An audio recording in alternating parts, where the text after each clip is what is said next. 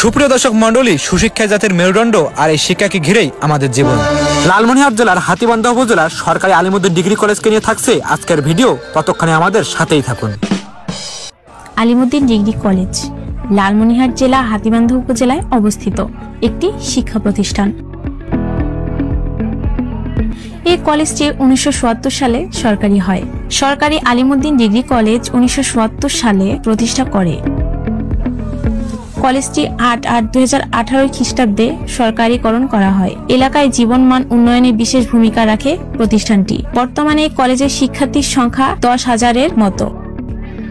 এই কলেজের উচ্চ মাধ্যমিক থেকে শুরু করে মাস্টার্স পর্যন্ত শিক্ষা কার্যক্রম চালু আছে। তাছাড়াও প্রতিষ্ঠানটিতে বাংলাদেশের উন্মুক্ত বিশ্ববিদ্যালয়ে পরিচালিত BA/BSS কার্যক্রম চালু আছে। এখন আমরা জানবো সরকারি আলিমউদ্দিন ডিগ্রি কলেজের নামকরণের ইতিহাস। হাতীবান্ধায় অবস্থিত সরকারি আলিমউদ্দিন ডিগ্রি কলেজ 1977 সালে মরহুম আলিমউদ্দিনের ছেলে মরহুম আসিমউদ্দিন আহমেদ প্রতিষ্ঠা করেন। সেই থেকে আসিমউদ্দিন আহমেদের বাবার নাম অনুসারে এই কলেজটির নামকরণ করা হয় সরকারি আলিমউদ্দিন ডিগ্রি কলেজ।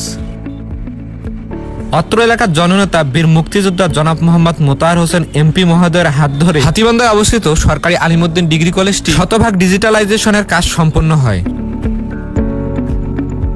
এই সরকারি আলিমউদ্দিন ডিগ্রি কলেজটি প্রায় প্রতি বছর কৃতিত্বের সাথে ভালো ফলাফল নিয়ে সামনের দিকে এগিয়ে যাচ্ছে। হাতীবান্ধার মেডিকেল মোড় থেকে উত্তর পশ্চিম দিকে একটু গেলেই দেখতে পাবেন এই সরকারি আলিমউদ্দিন ডিগ্রি কলেজটি। এই কলেজটিতে আরো রয়েছে ছাত্রছাত্রীদের জন্য নিজস্ব আবাসিকের সুব্যবস্থা।